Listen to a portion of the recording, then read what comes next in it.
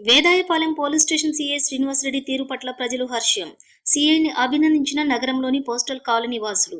నగరంలోని పోస్టల్ కాలనీలో గత కొన్ని సంవత్సరాల నుండి ఉన్న డాక్టర్ బిఆర్ అంబేద్కర్ విగ్రహం కొంచెం డ్యామేజ్ అయింది.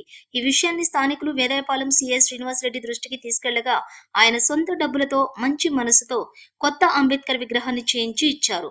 దీంతో పోస్టల్ కాలనీ వాసులు ఆనందం వ్యక్తం చేశారు.